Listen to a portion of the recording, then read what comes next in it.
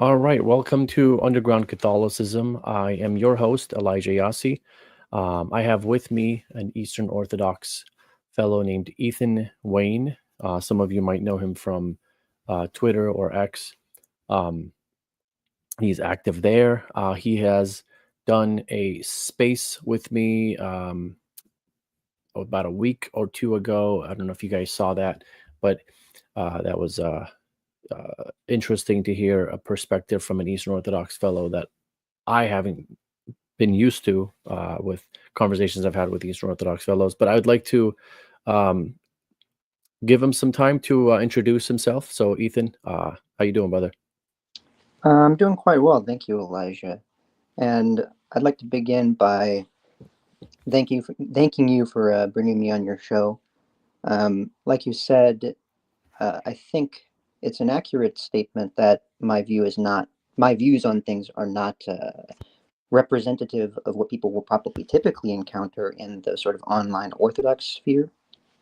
Um, and I think that's a product of an unfortunate, lamentable state of Orthodox Catholic discourse online. And so one of the things I've been trying to do on X is to sort of elevate the conversation. Not engage in the sorts of polemics that characterize Catholic Orthodox discourse online. And from my perspective, when we last engaged in a conversation, I think you have a very similar ethos. So I hope that this discussion is fruitful. Yes, yes. I'm in the same mindset as you for the most part. I don't like the WWE battles between uh, Eastern Orthodoxy, Oriental Orthodoxy, and Catholicism, and even a Syrian Church of the East. I mean, I think all four churches are apostolic. They have apostolic orders. They go back to the apostles, and having the wrestling matches, the UFC, MMA type of stuff. Number one, it's not fruitful in and of itself, and number two, I think it sets bad examples, and it's not very Christian. And I think some people might disagree, which is kind of strange. But there's a lot of opinions out there, and some people will disagree with what we're doing, what we're saying. And I think when I had a conversation with you on Space X or whatever they call it, that was probably, I wouldn't say probably, that was the most pleasant conversation I've ever had with an Eastern Orthodox because it was so fruitful, and it wasn't two parties trying to prove each other wrong. It was two parties trying to come to an understanding of where the other person's coming from or where the other tradition is coming from. And you have a lot of unique things that I've not encountered before from other folks in the East. And we'll talk about those today. Um, I understand that you're a seminarian. Is that right, Ethan? Uh, it is, and I'll use that opportunity to just give a brief introduction to Sure. myself. Um, as you know, Elijah, I'm an Eastern Orthodox converted a few years back into the Greek Orthodox Archdiocese of America, which is, if people don't know what that is, it's a archdiocese of the Ecumenical Patriarchate of Constantinople, which is the church that oversees the Greek parishes in the diaspora, right? So outside of the land of Greece, and it's centered in the historic city of Constantinople, now called Istanbul.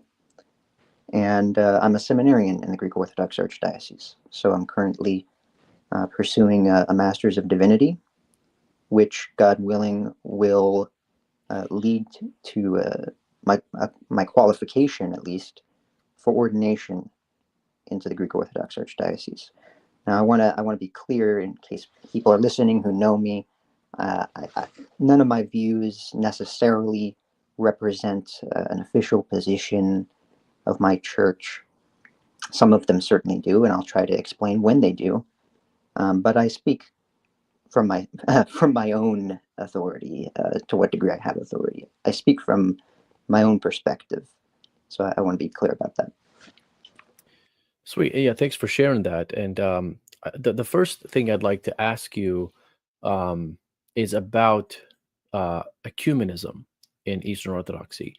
is ecumenism something that is condemned from the official standpoint of patriarchs, bishops, not so much from the online orthobros or whatever they're called, online apologists or what have you.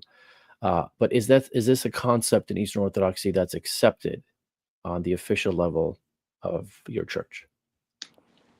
Yes, and people will appeal to a online who disagree with this view, though, to an encyclical letter, I believe, published in the 1980s by the Russian Orthodox Church outside of Russia. But the condemnation of ecumenism on the part of Rokor has no official binding quality in any of the churches, because at the time, Rokor was in schism from the rest of the church. And one of the conditions for their reincorporation into the Moscow Patriarchate was their repudiation of that condemnation. Because the Moscow Patriarchate, likewise, people online don't seem to really know this very often, but the Moscow Patriarchate likewise participates in formal ecumenical dialogue with the Roman Catholic Church and with other churches. The Moscow Patriarchate is a formal member of the World Council of Churches, as is the Ecumenical Patriarchate. So I could point to a variety of synodal and magisterial, if you will, documents to demonstrate this, but I think it's quite indisputable that almost every autocephalous church of the Orthodox Church actively participates in ecumenical dialogue. So absolutely, ecumenism is something that is well represented within the hierarchy of our churches. And how would we define the word ecumenism, or at least how would you define it in your own term? Well, the tricky thing about the term is that when it was first used in the aftermath of World War I is when really it became popular, and in the context of the creation of the World Council of Churches, it initially just meant what today we would call the movement of rapprochement, right? The attempt to establish bilateral relations and dialogues between disparate churches. But in the Orthodox Church, it came to have a very pejorative connotation in the aftermath of some of the initiatives of Ecumenical Patriarch Meletios IV, who was the patriarch responsible for the integration of the Ecumenical Patriarchate into the World Council of Churches, as well as the adoption of the revised Julian calendar. Those initiatives led to a schism within Orthodoxy, in which a number of priests and later on bishops within Greece, Romania, and some other places created parallel jurisdictions that today we call the Old Calendarist churches. And the Old Calendarist churches, they're relatively small, but they had an outsized impact on rhetoric within the Orthodox world, particularly within monastic circles. And so you do see, even from a couple of canonized saints in the 20th century, references to the heresy of ecumenism. Sometimes it's called the pan-heresy of ecumenism. Those are terms that emerged in this context of a dispute over like, as I said, the initiatives of the Ecumenical Patriarchate. But as far as I'm concerned, the way that the term is typically used by our church leadership today is not what many people would term perennialism or religious indifferentism, which is commonly how it's understood. Rather, it's used in the classical sense that it was used. The attempt to forge better relations between disparate Christian groups and to come to common agreements when possible on doctrinal, social, and moral issues. And so that's how I would define the term. And it doesn't mean that we can't have disagreements, right? We can have disagreements, which obviously we do have disagreements. Now, how would you view Protestantism in the context of what you're saying? Does this only apply towards Catholicism, Oriental Orthodoxy, or does Protestantism? I know that's a loaded term, but are there any Protestant groups that would fit into what you're saying? So, um, insofar as the Ecumenical Patriarchate and other Orthodox churches participate in the World Council of Churches, which represents a variety of Christian denominations, including many Protestant groups, yes, it would include it.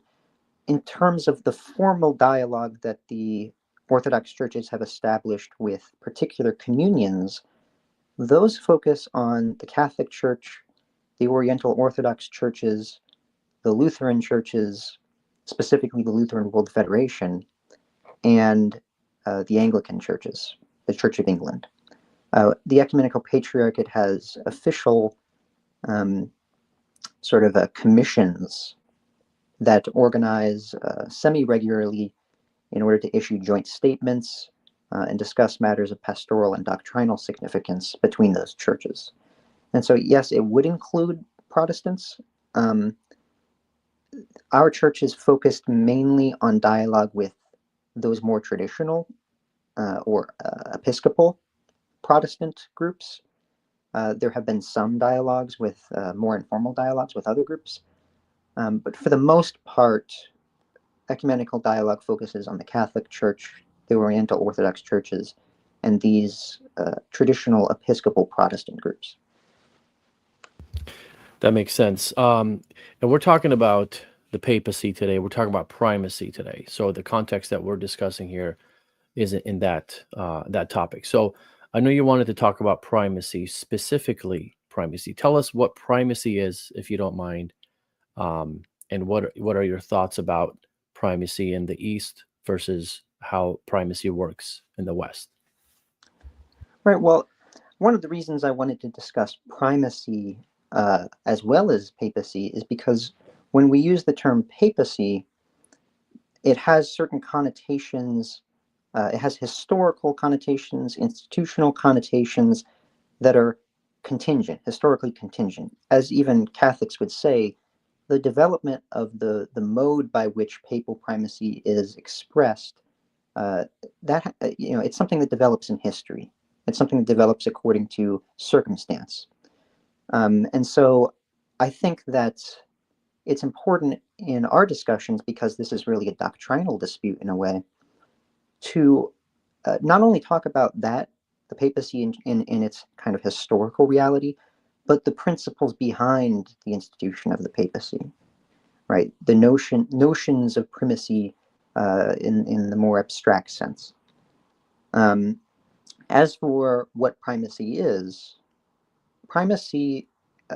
is essentially a condition in which in a hierarchically ordered system, there is someone or perhaps a multitude of persons who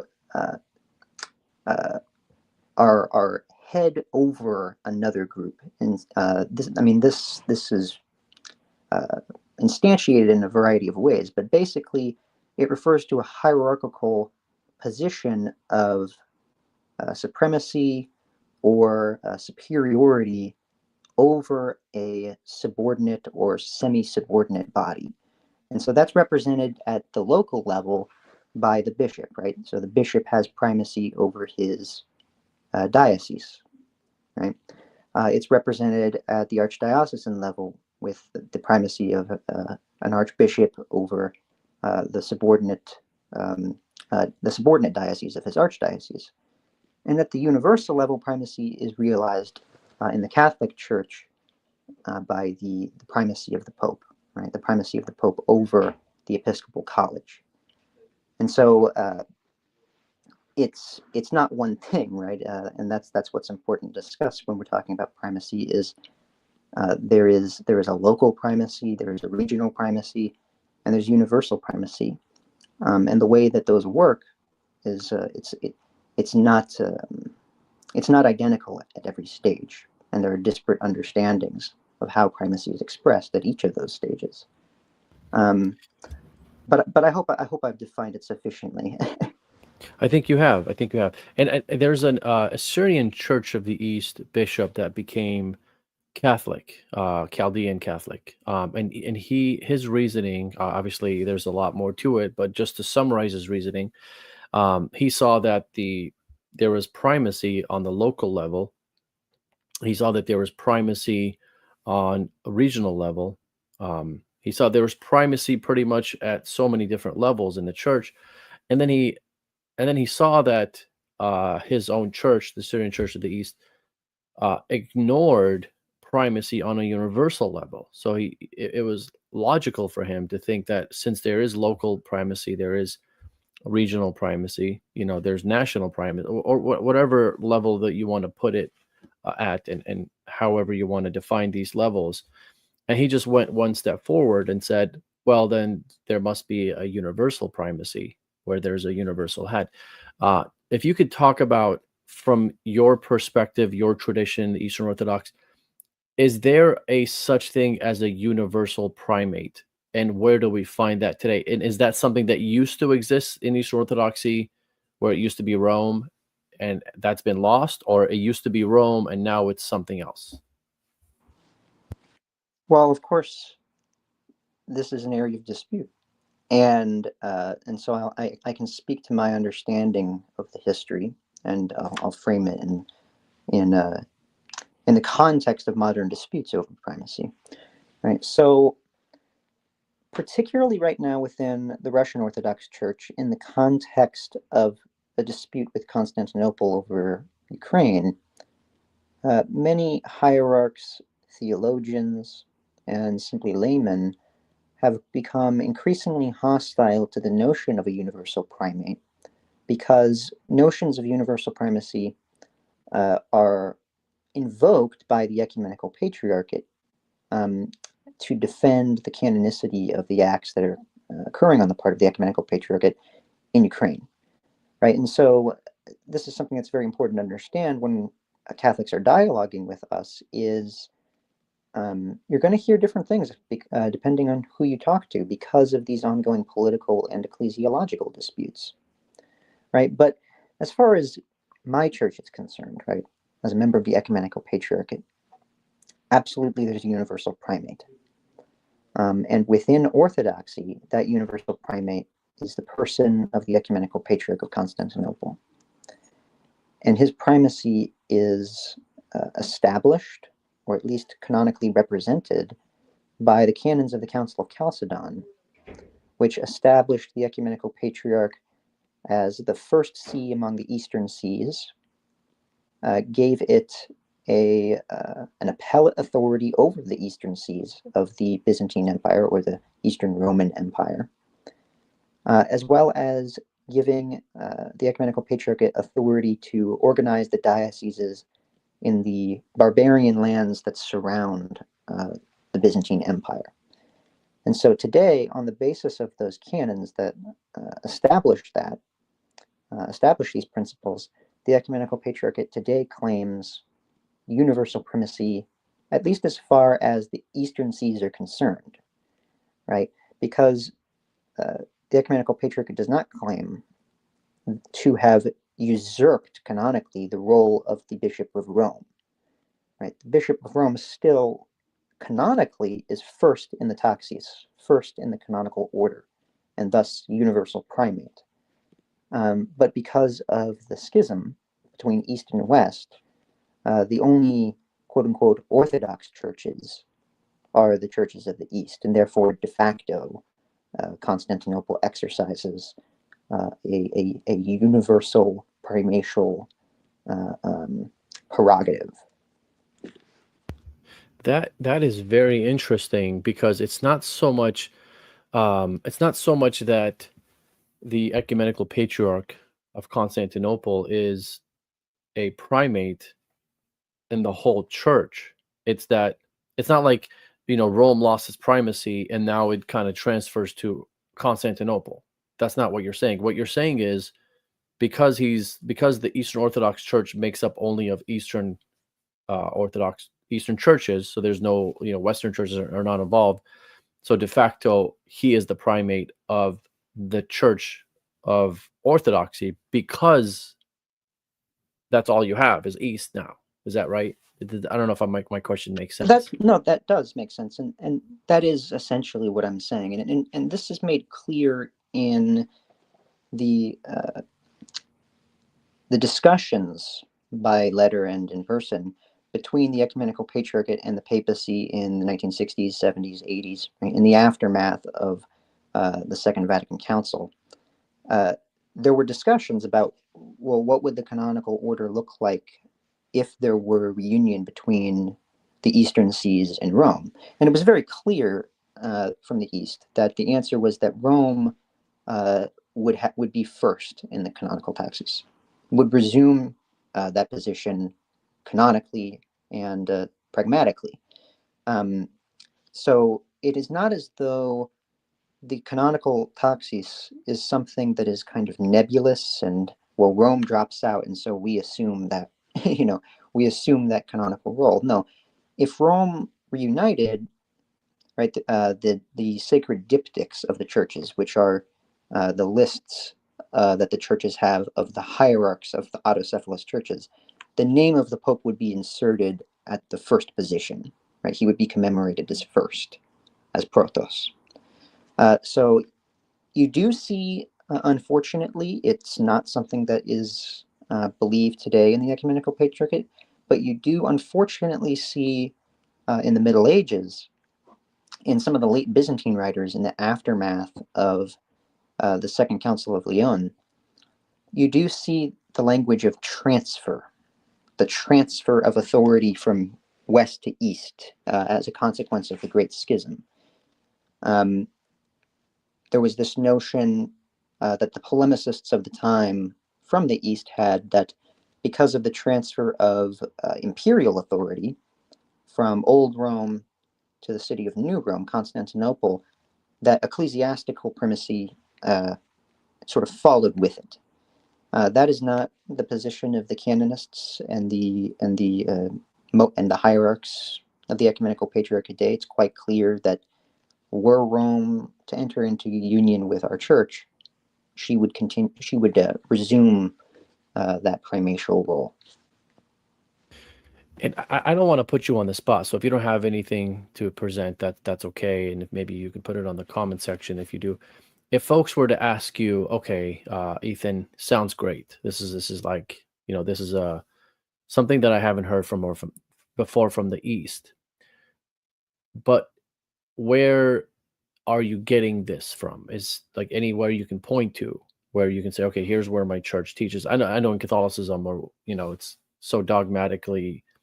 We look at things dogmatically. Where's the official teaching of X, Y, and Z? So I guess what I'm asking you is, where is that in your church? Yeah, so what I would point to are the official communications of the Ecumenical Patriarchate, as well as the various theological commissions that have been established by the Ecumenical Patriarchate to discuss these sorts of doctrinal matters, right? So I would point to, there's a publication in English that I know of that perhaps I can post later, of official correspondences between the two sees of Constantinople and Rome. It was published in, I want to say, the 1980s. It compiles encyclical letters of the Ecumenical Patriarchate and of the papacy in the context of this dialogue. And it's very clear in the letters of, say, Ecumenical Patriarch Athenagoras and the letters of Ecumenical Patriarch Demetrios, his successor, that they recognize Rome as first in honor. They use that language. The Ecumenical Patriarchs, in their correspondences with Rome even today, very clearly identify the Pope as canonically first in honor among the churches. And you can also look at, there was a commission that was set up by Patriarch Demetrios in the early 1980s called the Joint International Commission for Theological Dialogue between the Catholic and Orthodox Churches, as I believe the name. It's a mouthful, but it has official representatives of the Ecumenical Patriarchate and other Eastern Sees, and it periodically issues joint statements between bishops of our church and bishops of the Roman Catholic Church on issues that divide us, such as primacy and the filioque, and these sorts of dividing doctrinal and ecclesiological disputes. So I would say people should acquaint themselves with the publications and the encyclical letters and commission documents of the Ecumenical Patriarchate. I know that's sort of a vague answer, but the reality is that there's not really a like a book that I can point to or something like that. I would say, go on their website, go on the Ecumenical Patriarchate's website, familiarize yourself with our synodal documents. I appreciate the answer. Now, I can hear it already, what folks are saying right now, if they disagree with you. Well, those folks that you're pointing to, they're just ecumenists. How would you respond to that? Well, the strange thing about that kind of retort is that it seeks to shut down the conversation as though ecumenical dialogue is something marginal to our churches. But the reality is that pretty much every Orthodox church engages in ecumenical dialogue. Almost every autocephaly has been represented in the joint commissions that have been set up between Rome and the East. It's not as though Constantinople is standing alone here. And there's a pretty, I would say, from my readings of the various canonists of the church today, the various joint documents that have been signed, I don't think it's controversial to say, and I'd go out on a limb and say it's quite unambiguous that Rome is first in honor canonically. I don't think anybody, you can ask some of our bishops, right? I don't think anybody would dispute that the Roman Church, the Roman See, is canonically first in canonical order. Yeah, that makes sense. The way I, before talking to you, the way I understood the East's position is that Rome fell into heresy. And so, and I know that the already red flags are probably starting in your ears, but that Rome fell into heresy, and Constantinople became the universal primate. That's how I understood it. So it's a new perspective for me to hear what you're saying from an Eastern Orthodox fellow who is pointing to your own leadership, saying, "Look, listen, I'm not making this up. This is what I'm just teaching what they're teaching." So it's something that I could appreciate. My question to you is what is the difference between, as far as how it functions? I know that the Eastern primate of Constantinople, the universal primate, he's only the primate in the East.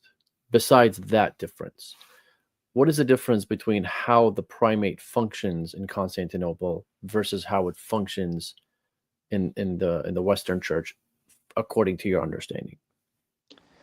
As for how it works in the Western Church, I would defer to Western Christians and to Catholics because that's their church.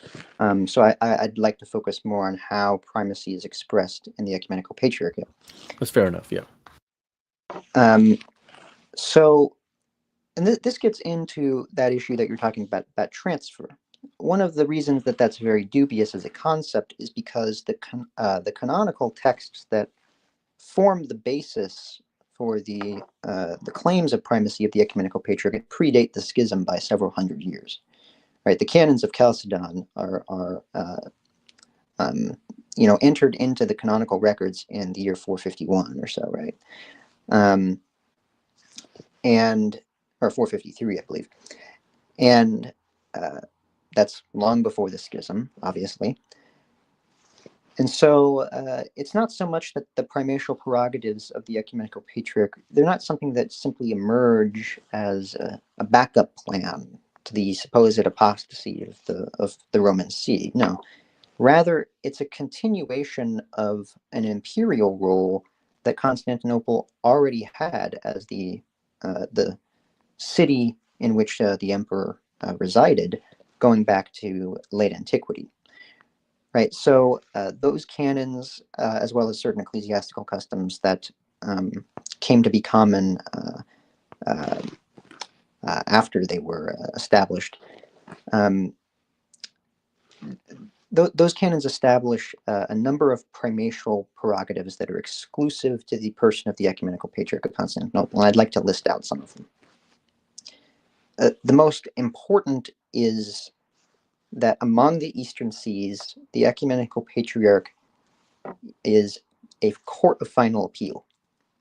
When a priest in any church in the East, any Eastern Orthodox church, when a priest is in a dispute with his bishop, or a diocesan bishop is in a dispute with his metropolitan, or a metropolitan is in a dispute with his patriarch, every one of those persons, whether he be priest, whether he be bishop, whether he be metropolitan, has the right to appeal his case in a dispute to the See of Constantinople and have it adjudicated by the Standing Synod of Constantinople, and have the decision of his bishop be overturned.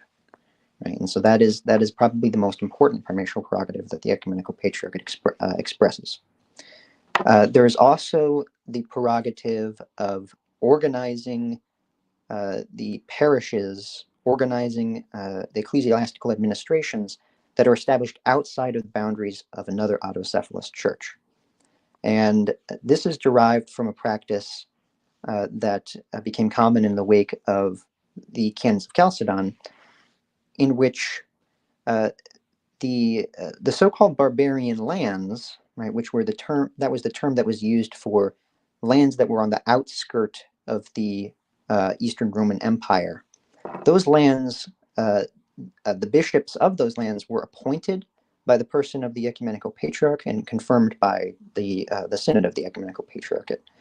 And so, on that basis, the ecumenical patriarchate today has the canonical prerogative of organizing churches that, as I said, are in the so-called diaspora.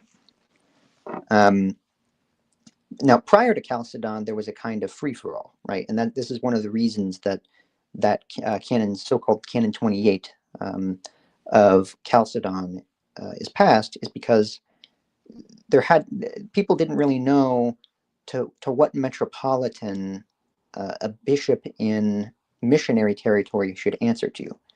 And so the answer in the East was that Constantinople would have jurisdiction. So as I said, today, the way that works out is that the ecumenical patriarch has the canonical prerogative of organizing the churches in the diaspora.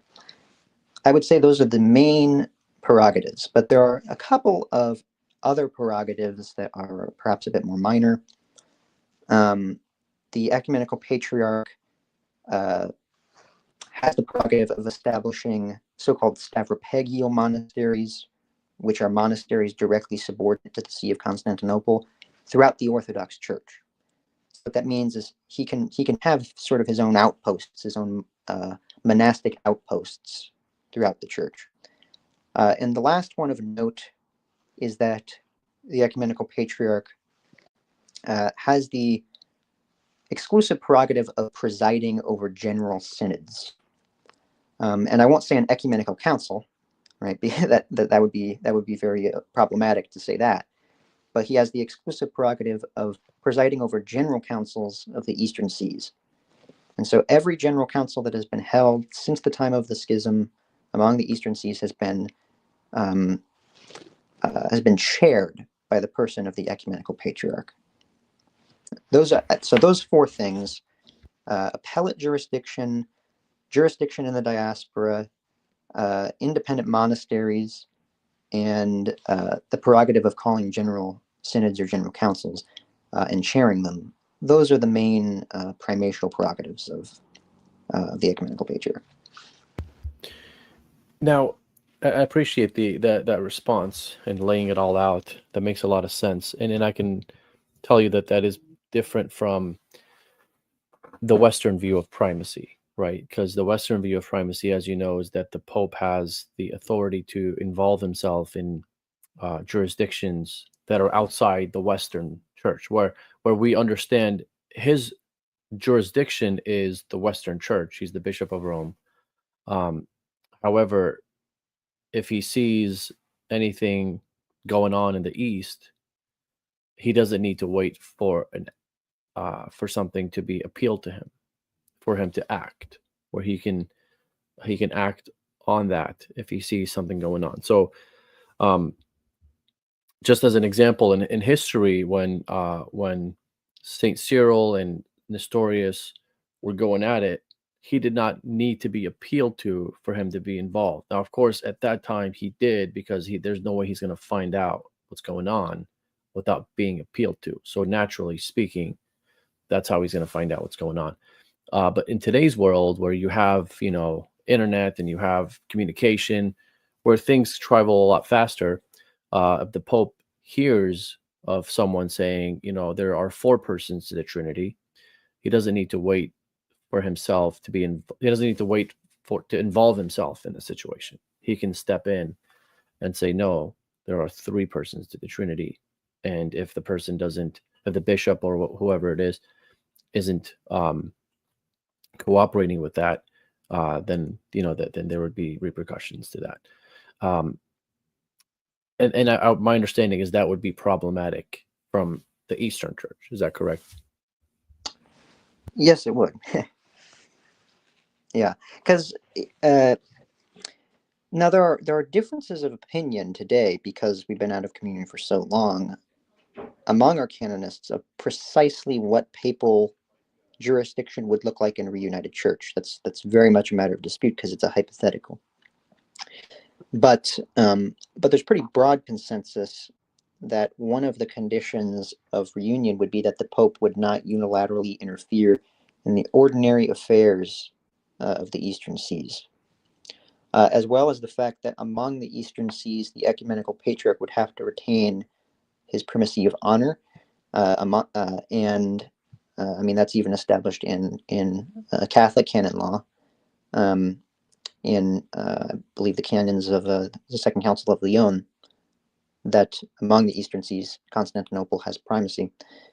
So it would have to be clear. I mean, this is just speculation, obviously, but I can be pretty confident in saying that there would have to be some kind of agreement that the Pope not interfere in the ordinary affairs of the Eastern Seas without some kind of appeal. Now, what would happen?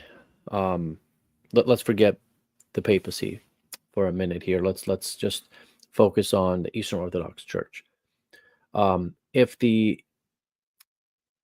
Patriarch Bartholomew finds out that a patriarch or a bishop, let's say, is teaching that there are four persons to the Trinity, that's obviously that is problematic, and that is destroying souls, right? There's a problem here, and it needs to be taken care of. What would be his steps?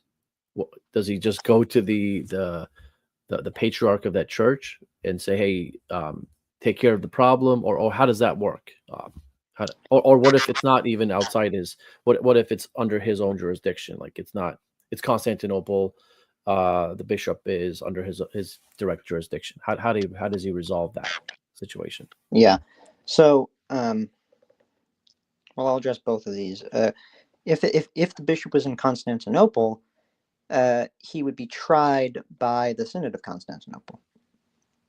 And if that synod came to an agreement with the approval of the ecumenical patriarch, that bishop would be deposed. If the bishop was outside of the ecumenical patriarchate, well, first and foremost, it would be the duty of the synod of that autocephaly to depose that bishop within their own synod. Now, if it was the whole synod being corrupt, right, it's just like, it's the primate himself of that autocephalous church, or it's all of the bishops of their synod, what would occur, and this has occurred in history a number of times, the ecumenical patriarch would call a general synod of the autocephalies and pronounce a decree on behalf of the other autocephalies, deposing that rogue bishop, and then a bishop would be installed in his place. And that could lead, practically speaking, to parallel churches, unfortunately. But from that point forward, from the Orthodox Church's perspective, canonically, whoever replaces that bishop would be the canonical head of the autocephalous church. that particular autocephalous church. Now, let me ask you this, because now we'll take it back to Saint Cyril, Nestorius, and Saint Pope Celestine. In that scenario where you have the Patriarch of Constantinople being accused of heresy by the Patriarch of Alexandria, and they both appealed to Rome, and then Rome goes to Alexandria and says, you will excommunicate the Patriarch of Constantinople, give him 10 days. How does that scenario fit in with Eastern Orthodoxy today and what you're presenting? How does it fit in? Well, I mean, similar things have occurred in the Ecumenical Patriarchate. The Ecumenical Patriarchs have deposed Patriarchs of Alexandria, of Antioch. That's occurred. It typically occurs in synod, in consultation with other bishops, but it has occurred, and so that's not that's certainly not unprecedented. The question would be, do we think of this as simply a unilateral initiative of Pope Celestine, or do we think of Pope Celestine as initiating a canonical process that involves a variety of bishops, right? So, in other words, is the See of Alexandria, is it kind of superfluous where Cyril is kind of a vicar of the Pope, and that's all he is, or is the Pope sharing in a kind of collective canonical authority in pronouncing the deposition of Nestorius? And I mean, that's kind of a very complicated historical question, because it gets into, it's not only historical, but it also is kind of ideological and canonical. But if we understand that as just Pope Celestine, deposing Nestorius of his own initiative, that would be something extra canonical. I wouldn't say uncanonical, because there are times in history when sort of very radical acts are necessary that occur outside of the ordinary boundaries of canon law. However, it would not be something, if, as I said, if it is simply on the initiative of Pope Celestine, that's extra canonical and abnormal, and is not something that would happen in the Orthodox Church today. So if this case is being understood from, like, for example, like I would say that Pope Celestine believed he had the authority to do away with Nestorius from the Universal Church, because he's the universal primate and only he can do it under his own, authority. And I know you would disagree with that. But if we take that context, you would say that, you know what, I think that's a possibility. That's what he thought, but that's not canonical, and that is something that is kind of adding to the canons. And I just want to understand if that's what you're saying, or if I'm misunderstanding your position. What I'm saying is that, I mean, formally speaking, the deposition of Nestorius occurs within the context of an ecumenical council. And so we would have no problem with that. Obviously, no Orthodox today would have a problem with the deposition of Nestorius, right? And so the question is, canonically speaking, is Nestorius deposed the moment Pope Celestine says you're deposed? Or is Pope Celestine sort of initiating a canonical process that inevitably involves the gradual increasing involvement of other sees, right? I mean, that's a question we can get into, but right. As I said, today in Orthodoxy, you would not see, it would be seen as uncanonical for Patriarch Bartholomew to, of his own initiative, without an appeal, just, in response to whatever he's seeing, the problems that he's seeing, announcing the definitive deposition of some other patriarch. Yes. Yeah. To your point. That would be extra canonical. Absolutely. Yeah. To your point, Pope Saint Celestine was appealed to, right? So that criteria in your church is the right that checks the mark. He's been appealed to. Where my difficulty is here is that, from my understanding, Pope Celestine, before a council was held, before a council was even planned or even talked about, he went to Alexandria, St. Cyril's Patriarch Alexandria, and he said, you have give Nestorius 10 days to be excommunicated if he doesn't abide by the teachings of Orthodoxy. And St. Cyril did not blink. He did not hesitate, or he did not think that this is uncanonical or out of the ordinary. He said, sure. And so he gave him 10 days. He was going there to give him 10 days. He was going to write a letter, and I believe he did. But the emperor stepped in and wanted to hold a council. But before the council, so like the council is kind of out of the equation here, and I'm just trying to think of their mindset, because they can't predict that there's going to be a council, neither St. Cyril or Pope Celestine or Nestorius. And with that mindset, it didn't seem like St. Cyril had a problem with excommunicating a patriarch in Constantinople by the authority of the Roman bishop. So from my perspective, and I'm going to ask you a question, because it's something that you've said before that I've really liked, of course, as a Catholic, because it's a different perspective. You had mentioned that last time we spoke, that you believe that the Roman claims of the papacy from Vatican I could be possibly traced to the 5th or 6th century, if I'm not mistaken. Can you talk about that a little bit, if you don't mind, or correct me if I'm wrong with if I'm misrepresenting you? I did say that, and I think it's true that, from my perspective, and it's not just my perspective, there are Orthodox canonists and theologians that have shared this view. From my perspective, Pope Celestine is kind of an edge case, but certainly a couple decades later in Pope Leo, you see the kind of self-understanding of Rome that more resembles a modern Roman Catholic understanding. In this sense, I mean, obviously they don't talk about infallibility in any, they don't say those terms, right? But Leo's tome, the language that he and the papal legates use implies that Leo doesn't regard his tome as subject to any kind of reception, like any process of reception, right? It's just something you need to agree with. And you see at this period of time also increasing language of the Pope as head of the whole church, right? Head of all the churches of God. And so I can't know for sure because it's kind of ambiguous, but from my reading of Leo, I think Leo thinks that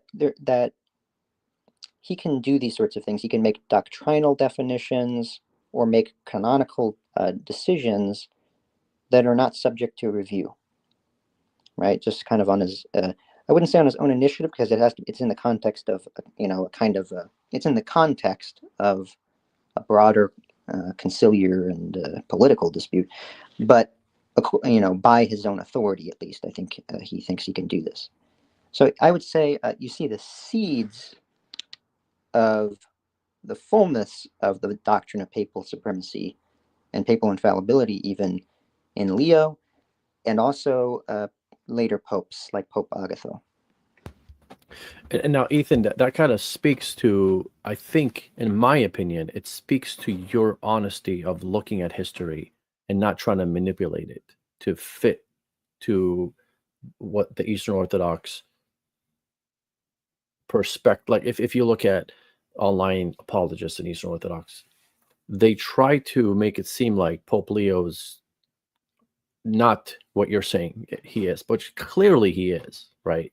At least from when I read him, it's clear that he thinks he has the authority to make doctrinal decisions, and there are no these are not things that are supposed to be debated. His word is final. That's what he thinks. And I think that speaks to your honesty, and it's very rare that I come across, and in fact, I don't think I've ever come across a single Eastern Orthodox figure, unless my memory is failing me, that speaks like this, where he'll say, "Oh yeah, Leo did believe in this, what you're saying." Usually, it's, well, Leo spoke like this, but did he really mean it? I don't think he really meant it that way. So I just want to emphasize that I appreciate the honesty when you're looking at history, because history doesn't always show, from my perspective, it doesn't always prove or give evidence to the papal claims of Catholicism. It doesn't, right? There's problems in the first millenniums that I could point to that would say, well, that if I was a believer in Vatican I papacy, I'm not sure if that's how I would accept this teaching. I'll give you one example. And of course, as a Catholic, I can rebut that, but doesn't mean that there's no problems with it. In Chalcedon, you have Patriarch Dioscorus and his people.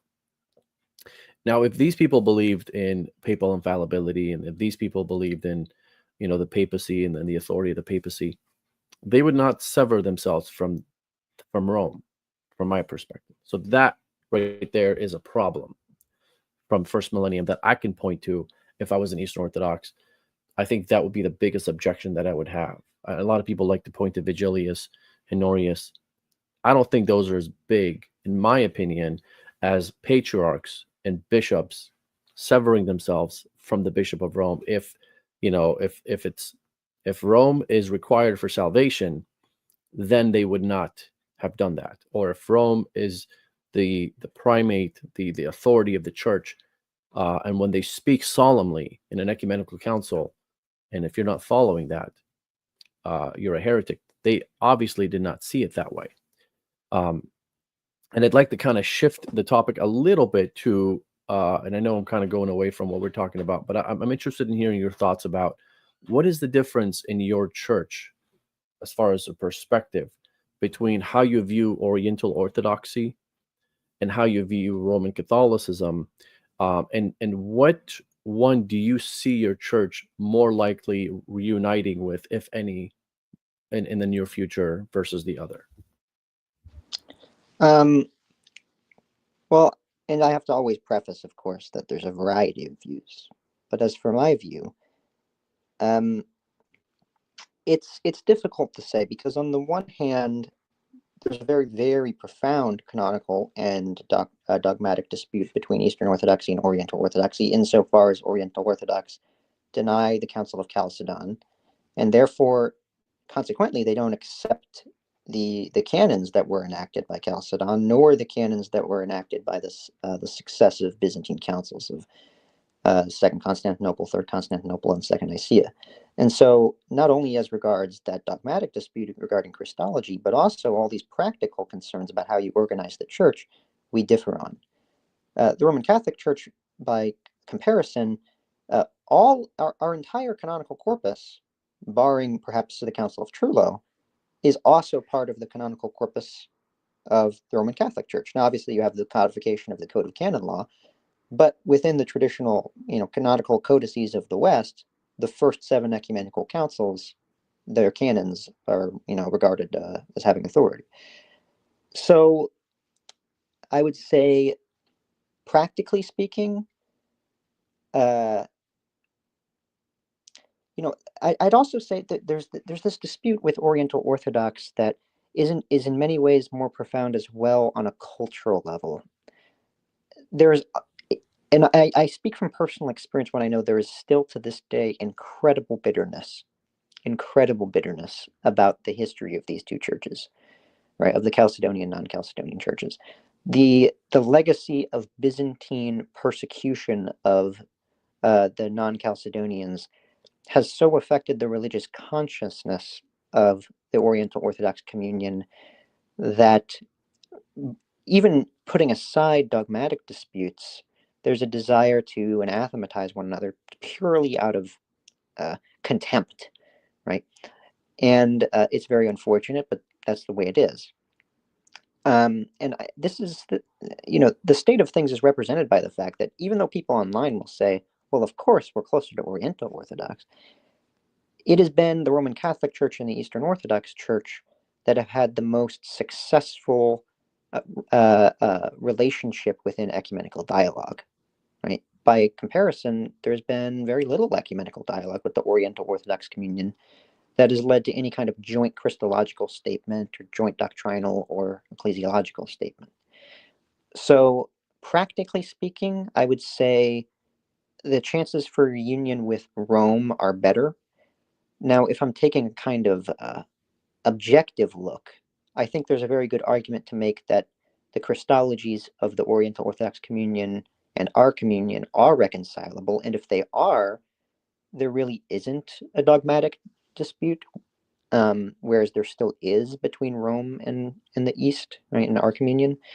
And in that way, if we're being objective, one might say we're closer to the Oriental Orthodox Communion. But practically speaking, I would say the on the ground reality is that the prospects are better for Constantinople and the Eastern Seas and Rome. That's surprising for me to hear because, like you said online, that people think that Oriental Orthodoxy and Eastern Orthodoxy are closer, and it seems like they are doctrinally closer.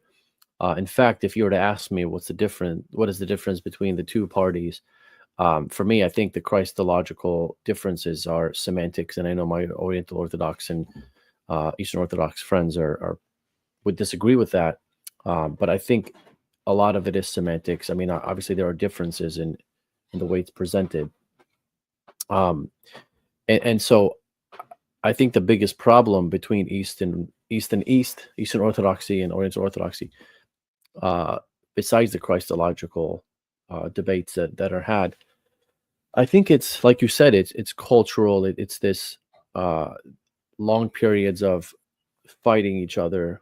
It's this, my saints are better than your saints kind of mentality. It seems like, kind of like, we have this, that's my saint, and he's better than yours. It seems like there is that kind of attitude, that kind of Yes, constitute. Yeah. and I mean within Oriental Orthodoxy to this day, I mean, and it's kind of crazy when you think about it. I mean, it's kind of wild that, but Leo, a person who's writing 1600 years ago, Pope Leo, is like the great heretic of the Oriental Orthodox. He's the one that really severed the church. He overturned the language of Cyril and returned and confessed what is essentially Nestorianism, and they even at times liturgically anathematized Leo.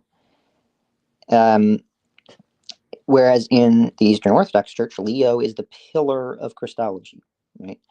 In our church as well as in the Catholic Church, the tome of Leo it summarizes, as far as we're concerned, the Christology of the apostolic churches, right?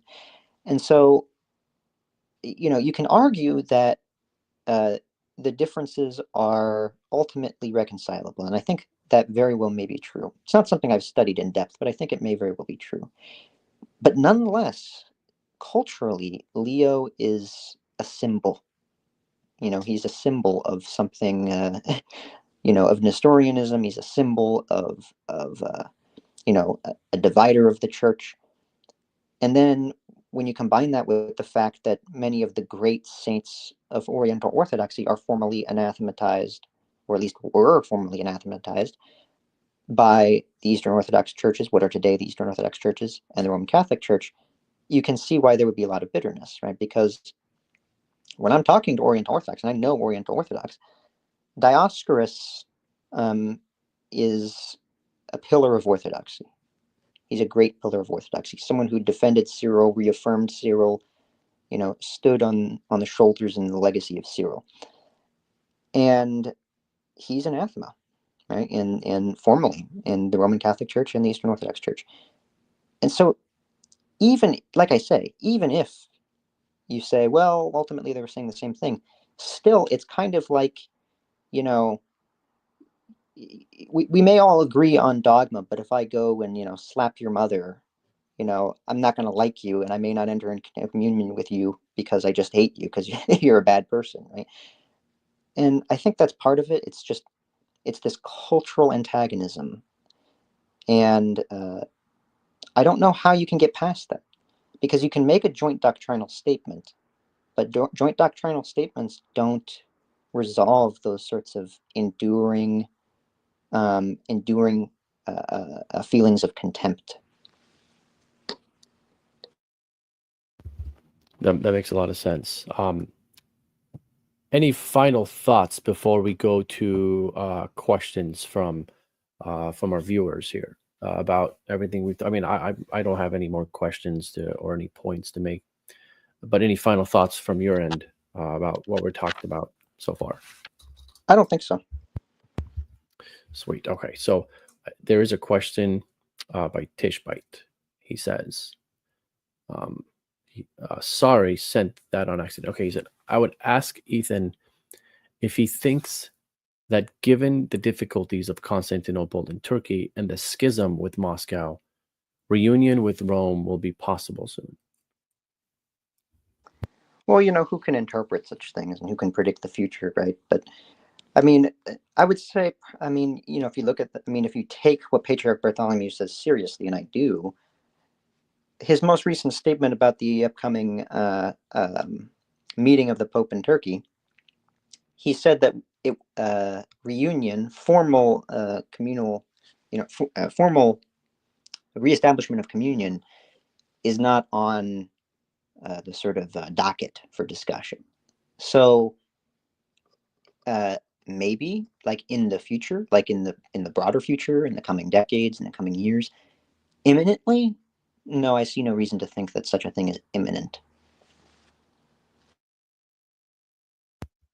Yeah, unfortunately, that would be. I think my perspective is I think it's going to take a miracle for that to happen. And I hope I'm wrong. I hope it's something that we're working towards gradually, and I'm proven wrong. But I think the biggest problem with the reunion, in my opinion, is that even if our churches were to unite, the lay people seem to, and at least from what I've seen online, maybe this is not the representative of Orthodoxy or Catholicism, but it seems like the online Orthodox and Catholic fellows are. It doesn't seem like they would be on board with it if it did happen. It kind of like what happened with Florence and the reunion councils, where it was agreed upon during the council, but then after the fact, it wasn't accepted, and so it kind of faded away in a sense. And I could be wrong. I hope I am wrong. But this is one of the reasons why I like to dialogue with Eastern Orthodoxy on what does Catholicism really teach on primacy? What does Eastern Orthodoxy teach on primacy? What is the official teaching between the two churches, rather than what's the preconceived notion, what's the misconception? And it seems like sometimes the East and West fellows online are arguing past each other, and they're tearing down each other's straw men, if that makes sense. I don't know if that's been your experience, but that's been my experience for the most part. It's been my experience too, and I think it's really unfortunate because there are sort of four kinds of misunderstandings that are proliferating, and when you combine them together, you get utter ignorance. And that is that there are tons of Catholics who are ignorant of Orthodoxy. There are tons of Orthodox who are ignorant of Catholicism. There are tons of Catholics who are ignorant of Catholicism, and there are tons of Orthodox who are ignorant of Orthodoxy. And when all those things come together and people start debating without the prior disposition and the prior knowledge to be able to soberly engage in discussions, then all you end up with is slap fights and polemics. Oftentimes, ones that misrepresent their own churches and falsify, in some cases, their own churches if they are taken to their logical conclusion. So that has been my experience as well. Absolutely, yeah. And that's why with an Eastern Orthodox fellow or fellows or whoever wants to come on, my interest isn't so much to debate, well, what did the first millennium church believe? Of course, that has its place. There's importance there, um, in the sense of uh, that's what we claim as our roots, that first millennium church, both East and West. But I think the first debate that needs to be had uh, is what is primacy in the East and what is primacy in the West. And I think there's wisdom in when our churches are dialoguing, they're focusing on primacy uh, in context of synodality and how that works. Like the Chieti or Chieti document or the Alexandrian document. It's so focused on these things, and it doesn't really talk about first millennium so much. It kind of said, well, Rome did not hold authority or did not practice canonical authority over the East in the first millennium, and it just leaves it there, right? It doesn't really even go into what that means. Um, but most of these documents are talking about what is primacy, what is synodality in the context of East and West. And I think there's wisdom there to first start to talk about that. Because when I'm debating, I don't like to call it debating. I like to call it dialoguing, because it's not a debate when we're dialoguing about what we're teaching versus what you're teaching. What I'd like to do is to bring on Eastern Orthodox and talk about how the papacy functions today and how it would function if East and West were to reunite. It's not an autonomous pope standing up and doing whatever he wants, stomping his feet and saying, my way or the highway. That's not how the papacy works today. That's never been how the papacy has worked ever in history in the last 2,000 years.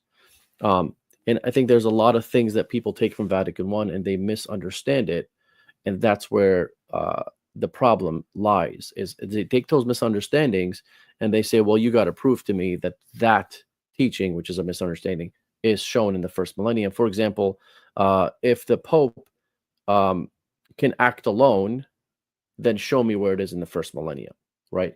But my rebuttal to that is, well, that's not what the papacy is supposed to be. It's not how it's supposed to function. It's not supposed to be the Pope acting alone. Just like you said earlier with Pope Leo, even though he thinks he has the authority to make doctrinal decisions, he's not doing it separating himself from the church and making these decisions as an autonomous person.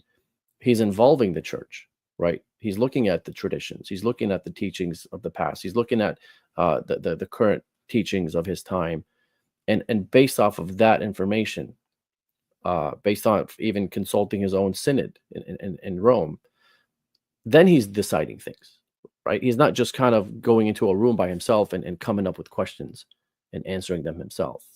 That makes sense. I would agree with your assessment, and I'd like to add a couple things if I could. Sure. One is that one of the great theologians that has participated on our part in these dialogues, a man you might know, Metropolitan John Zezoulas, who is a metropolitan bishop, was a metropolitan bishop, he's sadly passed now, of the Ecumenical Patriarchate. And one of the things that he brought to the table in discussions, and it's something that I think is a lot of Catholics and Orthodox will be very surprised by, and I think it's very encouraging, is that he engaged in some disputes with some of his fellow theologians because within Orthodoxy today, there are two views about the source of primacy. One is that primacy or primacy, if you will, is an historical contingency. It's something that emerges in history as a response to practical and pragmatic concerns, and you can have it or you cannot have it. It's really a matter of a preference, of the church at the time. And then there's a view I would call an ontological view of primacy, that primacy is something that is intrinsic to what it is to be church, right? At every level, at the local level, at the regional level, at the universal level. It's something that's intrinsic to the church because the church is synodal. Right? You were talking about primacy or primacy within synodality. And this is something that Metropolitan John Zezoulas talked about because he defended the view that primacy is something that the church must have. It has to have in every age. because insofar as the universal church is the church considered according to its global reality, then there has to be some kind of hierarchical or canonical ordering, just as there is on the regional level, just as there is on the local level. Otherwise, the church is a confederation. Otherwise, the church is not meaningfully one. And that was very controversial, and it continues to be very controversial. But I would say, from my readings of the bishops of my church today, it is becoming at least a consensus view within the ecumenical patriarchate. There was a rather infamous now, but I think if you read it, it's really not problematic. I would agree with it. There was a letter of His Eminence Archbishop Elpidoforos, at time he was metropolitan, in response to the Russian rejection of the Ravenna document, which was a document on primacy that was published, I believe, in 2007. His letter had the very controversial title "First Without Equals," right? Because he was responding to this notion that primacy is really just a kind of accident of the diptychs, right? That, when you're commemorating the patriarchs, one has to be at the top of the list, and so, he's at the top of the list, but it doesn't really mean anything. And Metropolitan at the time, Elpidoforos, he reacted very strongly against this and said, no, primacy resides in the person of the ecumenical patriarch for Orthodoxy. Obviously, it would be the Pope in Catholicism and a reunited church, but primacy is something intrinsic to the office of primate. It's something that, as I said, is ontological. It's not an historical accident, and I think that belief can be the basis for future dialogue, right? Because we then have to get into all these discussions about, okay, what prerogatives does that come with? Does that come with infallibility? There's all these sort of questions that emerge from that. But if we can start from the belief that primacy is something that is constitutive of what it is to be the church, I think that's a great starting point for discussing the historical role of the papacy, right? And I think there is a greater and greater willingness within the ecumenical patriarchate to say, this notion of the primacy of Peter, Petrine succession, there being a particular bishop who realizes the unity of all the churches. There's a greater and greater willingness to say that's something we can agree on. And that's crazy to think, right? I mean, so many Orthodox would say that's crazy to think we can agree on that. Isn't that something that's like defines our differences? But no, I think increasingly it's becoming clear that actually is something we can agree on. And this is why you're I think my favorite Eastern Orthodox to have a conversation with, because you're really honest with the information that's presented to you. You don't just try to take the information and use it to your advantage in an apologetic context.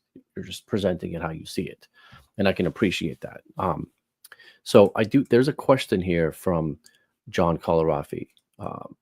He says, Elijah, Ethan, was the condemnation, and this is a question to you, I don't even know how to, it's a question to you. So was the condemnation of enzymes, if I'm saying this right, I know what it is, I don't know how to say it, and Saturday fasting by Michael Cerularius justified in 1054? Well, again, I mean, who am I to make these sorts of declarations, right? But from my perspective, I am completely in agreement with what Patriarch Athenagoras said about this in the 1960s. As I'm sure you know, Patriarch Athenagoras led the initiative in the Ecumenical Patriarchate to issue a joint mutual annulling of the anathemas of 1054 with Pope Paul VI, right? And in the lead up to that official act in 1965, there was a commission within the Ecumenical Patriarchate to investigate the issue. And in the aftermath of that, Athenagoras was very scandalized by the letter of Michael Carolarios, and he saw it as just a blight on history, an absolute blight on the history of the church, contemptible and absurd. And he was very struck by, because he had not known, it was not widely published at the time, he was very struck by when they found in the archives of the Ecumenical Patriarchate a copy of the letter of Peter of Antioch to Michael Carolarios. And he found himself completely in agreement with Peter of Antioch. The notion that Michael Carolarios should anathematize the papal legates and take the name of the Pope out of the diptychs, which eventually happened because of things like unleavened bread, was just offensively absurd. And I think many Orthodox today, I mean, maybe not angry people online, but I think many Orthodox people today could agree that if you're saying that the Western churches lack grace, salvific grace, because they don't have the right kind of bacteria in their bread, that's just offensive, and I regard it as offensive. And so, as far as I'm concerned, my opinion is I'm completely in agreement with the uplifting, the annulling of those anathemas. I think we should, to be honest, just consign them to the condemnation of memory and consider them absurd and an insult and stain on the legacy of the church. We have a question which I don't think he's trying to ask in a serious manner, but I thought it was funny. He says, he or she says, why does God keep making the best soccer players in history Catholic, Eastern Orthodoxy debunk? I don't know if you watch soccer at all or not. Now this is one of the things where, I mean, I get into disputes with my Greek friends because I have absolutely no interest in in soccer whatsoever. I'm a baseball guy. I like baseball. Okay. I never watch soccer. I see. Well, I love soccer. That's my favorite sport. I grew up playing soccer. I watched soccer. I watched like all the leagues, in the European leagues that even some people probably wouldn't even be interested in. I watched like the Dutch leagues, the German leagues, the English, Spanish, Italian. I even watched Brazilian leagues. I'm a hardcore soccer fan, so that's why I presented that question, because I thought it was a fun question. I know he's joking. There is a question from Mango Bango. He says, what question for Ethan, what do you think is the strongest case for Eastern Orthodox ecclesiology? Also, why do you think most Eastern Orthodox apologists never offer a positive case for it? And I'll leave that question up because it's a two-part question in case you forget. Thank you. Well, I think the strongest case is very simple. If I can be very succinct about it, the strongest case is that history, as well as scripture and tradition, and I'm speaking here of holy tradition, witnesses to an idea of primacy that logically leads to the confession of the existence of a universal primate. So I think we can agree that on there being a universal primate. However, I think the testimony of canon law and history is that the belief, at least within the East, for pretty much its entire history, was that primacy was bounded in some way. Bounded not merely by divine revelation, right? Because we can all agree that the Pope can't contradict divine revelation, but bounded by certain sort of administrative canonical procedures, right? In other words, the primacy is naturally expressed and necessarily expressed within a kind of synodal conciliar context. And so from my perspective, that is best represented today by the official views of the Ecumenical Patriarchate. So when I look at the two churches, when I look at Rome today, and when I look at the Ecumenical Patriarchate today, and then when I look at the Orthodox today, who unfortunately have excommunicated the Ecumenical Patriarchate, the Moscow Patriarchate, when I look at those three views, I see a radical view on the Muscovite side that I think just completely contradicts history. Right? Primate is nothing other than a kind of honorific. I think that's totally wrong. It's just so wrong on the basis of history and canonical legislation that it's indefensible. And then I look at the Roman side and I see, people saying, well, he's never really done it, but theoretically the Pope could make a dogmatic declaration just kind of on his own initiative randomly. And I just don't think there's any good reason to think that any of the Christians of the East ever thought that.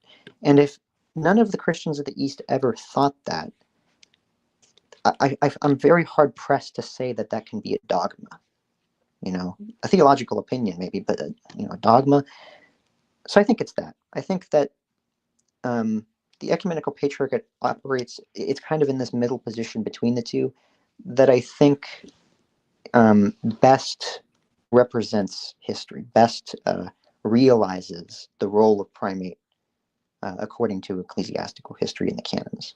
As for why they never offer a positive case for it, well, I can say multiple things about that. I mean, Orthodox apologetics is kind of a new thing, right?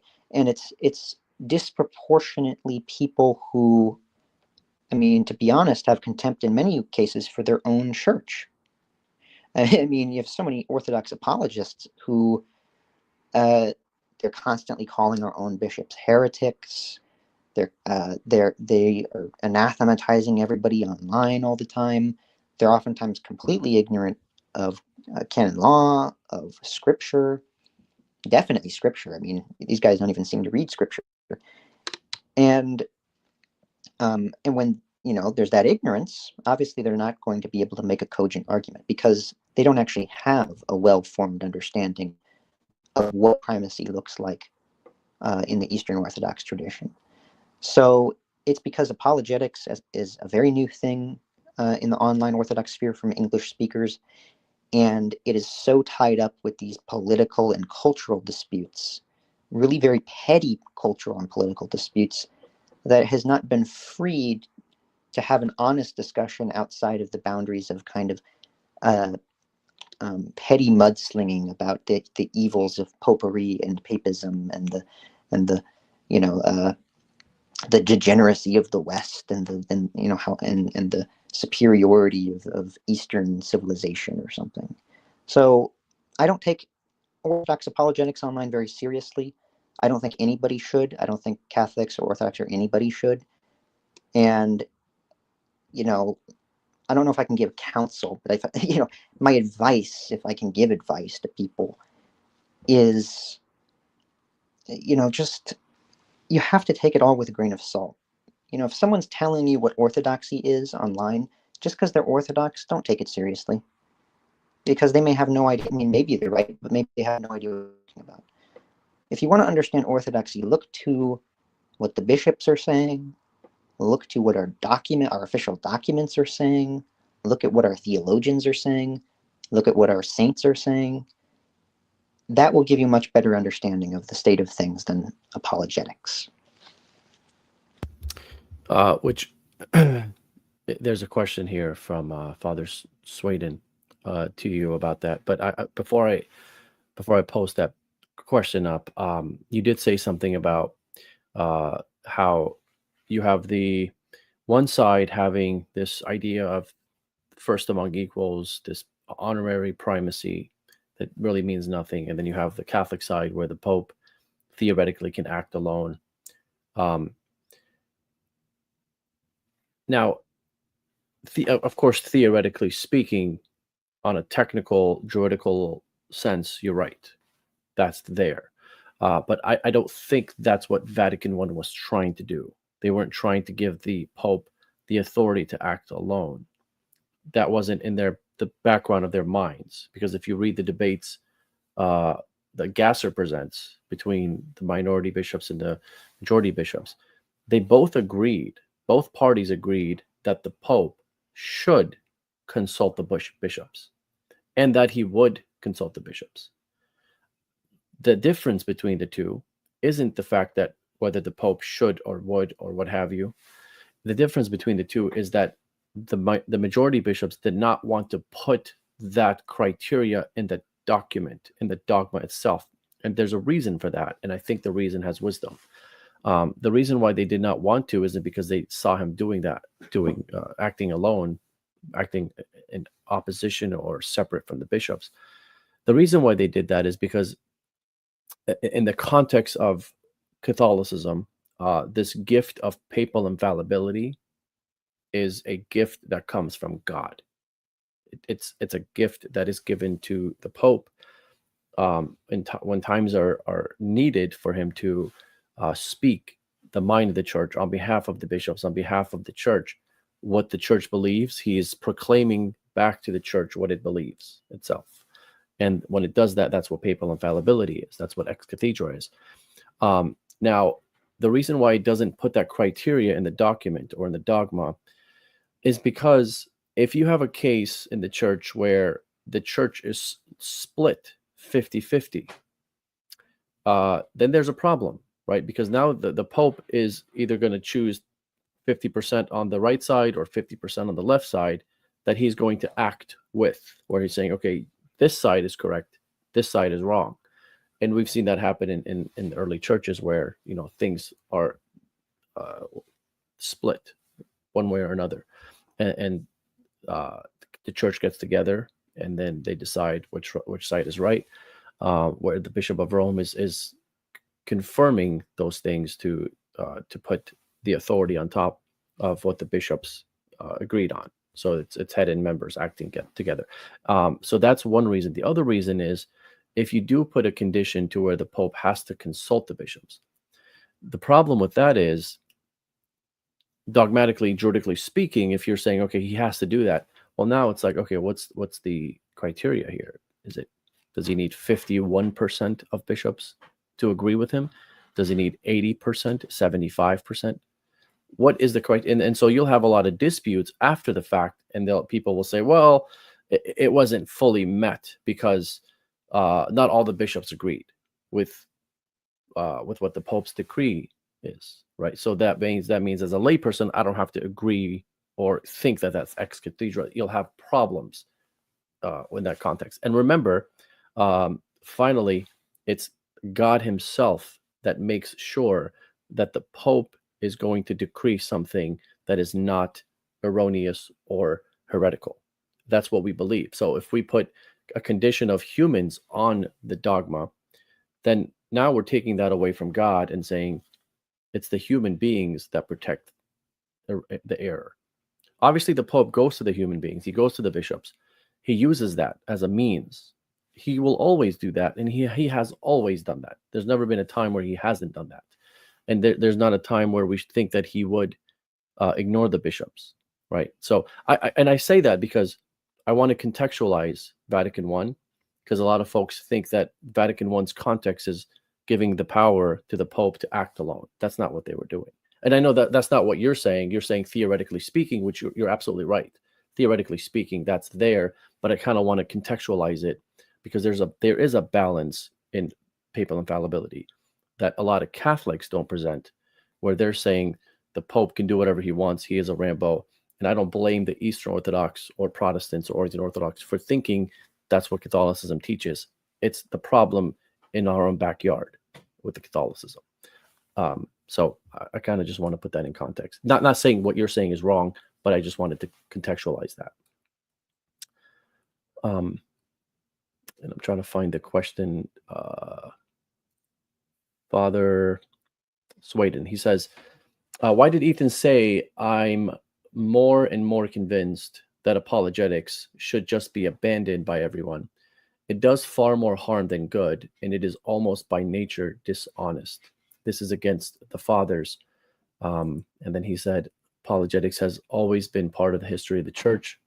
He said that on Twitter 2 days ago.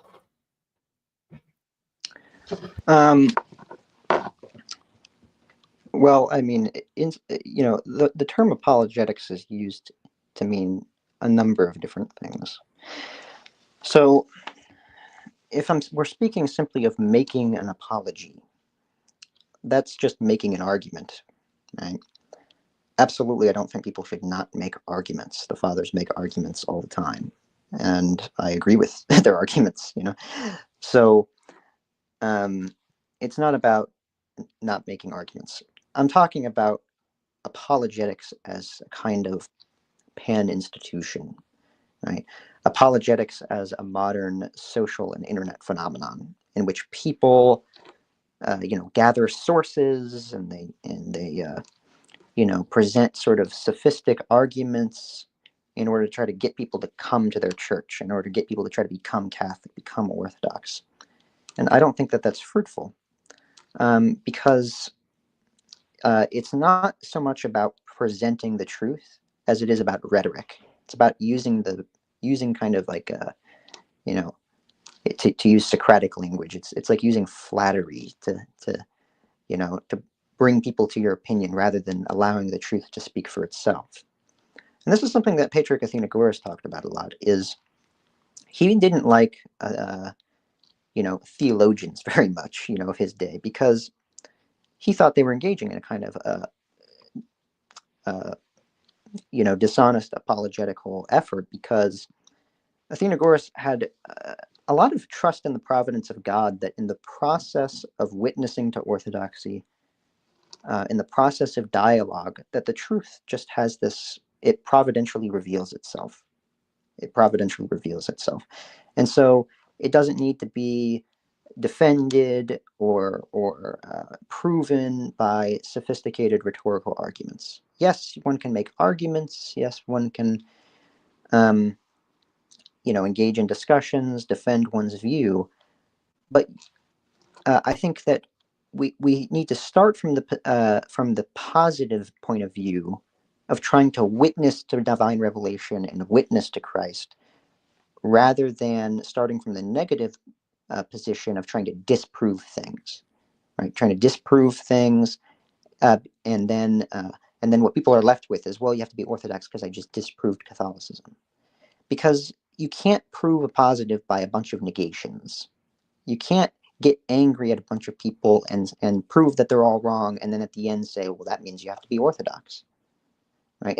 All you get is negation after negation after negation, and where's the gospel, right? Where's the gospel, and where's divine revelation, right? The truth is not something that stands in a relation of necessity to its negation.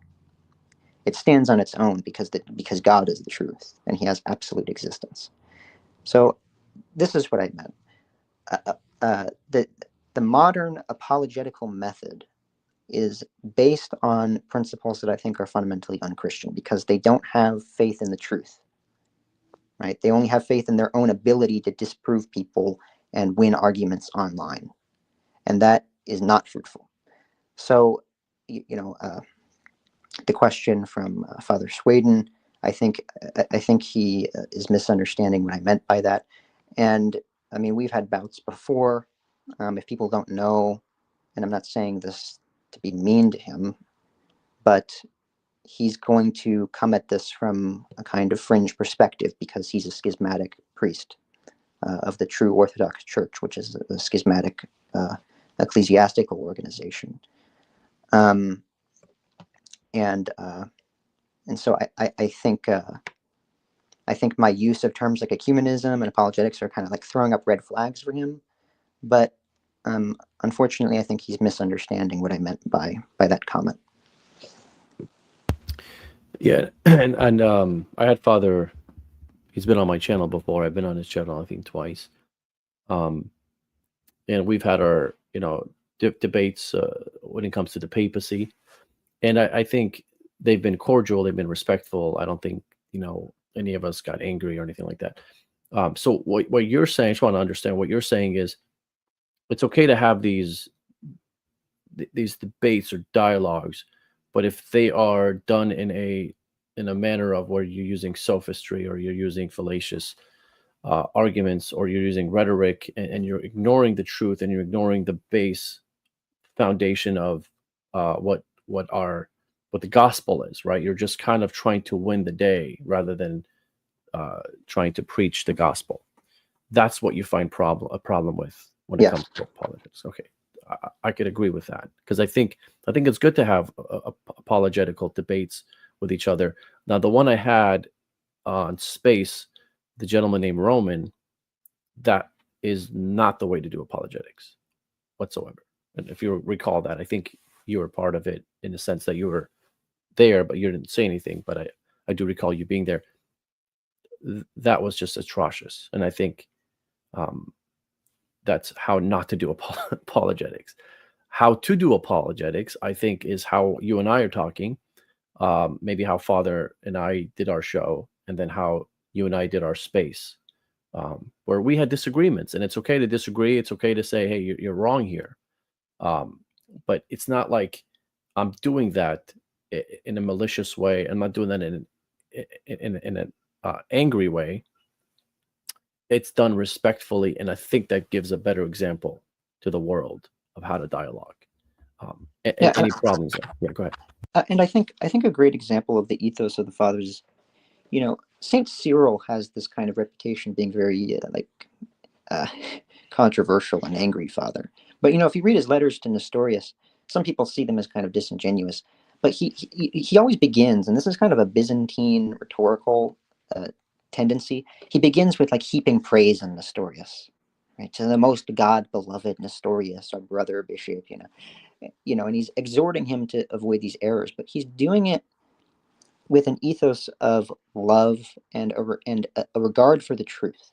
He's not saying, I hate Nestorius, let's go kill Nestorius, let's go lynch Nestorius. No, he's genuinely concerned for what Nestorius is doing to the faith, that he's undermining the faith, that he's confessing a different Christ and dividing Christ, and this is offensive to Nestorius, or to Cyril, very offensive to Cyril, and it should be offensive to Cyril. That is, so what I'm concerned with is not making an argument. Cyril makes that argument, but he makes it with love, and a love not only for the person that he's his interlocutor, but a love for the truth. And unfortunately, within the field of apologetics today, I don't see that love for the truth. I see people oftentimes thinking that the truth depends on them, that they have to disprove people, they have to win the argument. And if they win the argument, then orthodoxy triumphs.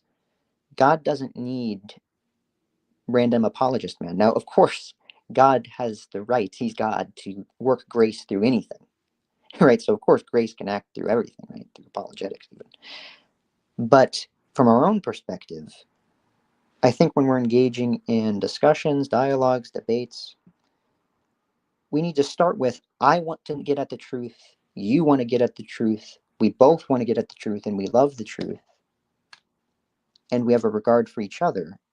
And it's not just about me asserting myself and going, I came out the winner. And so if that's what apologetics is serving, and unfortunately I think it's what it is largely in the Orthodox world, it's very problematic, and it has to go. And so that's what I meant when I said we shouldn't do it apologetics anymore. I meant that kind of approach to discussion is not does not bear fruit. Absolutely, I appreciate that response. Father has one last question, and I think that would be the last question, because I do have to go do my prayers. Father says, how does Ethan feel about Saint Cyril setting up counter-parallel churches up till the council? And if you can maybe take 2 minutes to respond to that, if you don't mind.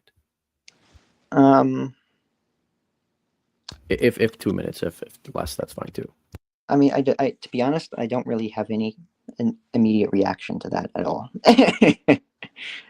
I assume what Father is getting at is, I don't know, that my positions lead to the logical conclusion that we shouldn't spread orthodoxy as an alternative to Catholicism in the interest of, rapprochement, which I do think to a degree. Although I think it's perfectly fine for Orthodox to set up churches, no problem with that. But I do think there's a problem with setting up churches and then using those churches to start attacking Catholics or other Christians. But as for this particular historical issue, I don't have any opinion. And this is probably going to be a very short answer, so I'm going to put this up real quick. How does Ethan think about our sacraments, especially the Eucharist? I mean, do you think they're valid, efficacious? Do they have grace? I think you hinted that they are, and they do. The typical or consensus view within my church, the Ecumenical Patriarchate, is that Catholics have valid sacraments. I know this. This is not me pontificating. I know this from personal experience. I know a Roman Catholic priest who has spoken with our Archbishop and is being accepted into Orthodoxy without reordination. And Archbishop Epithephorus intimated to him quite explicitly that he regards him as a validly ordained priest. I've spoken with canonists. I've spoken with people in our church who have written on this.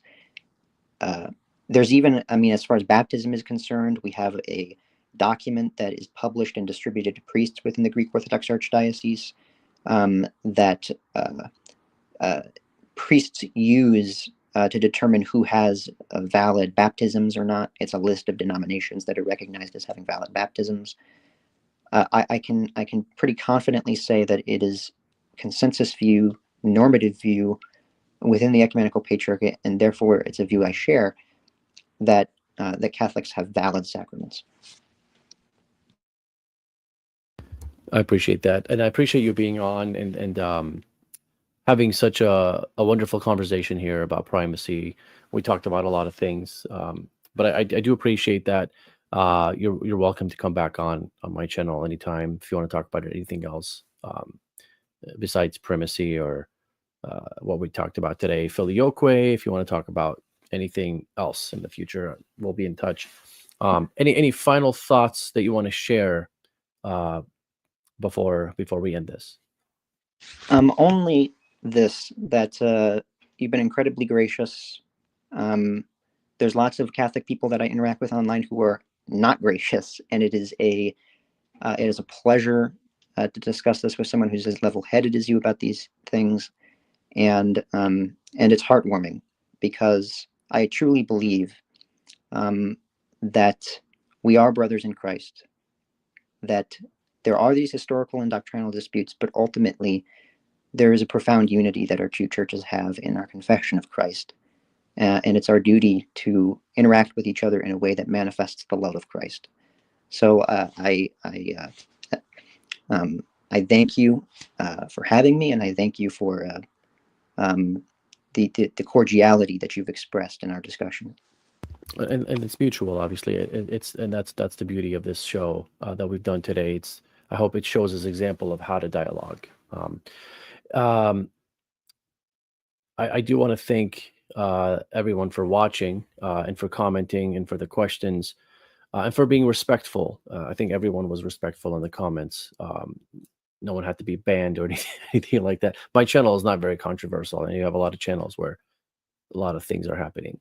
But again, Ethan, I appreciate you being on, for being respectful, and you're welcome anytime. But other than that, everyone, God bless you, and God bless you, Ethan. And have a wonderful night. Thank you, Elijah. You too. Thank you.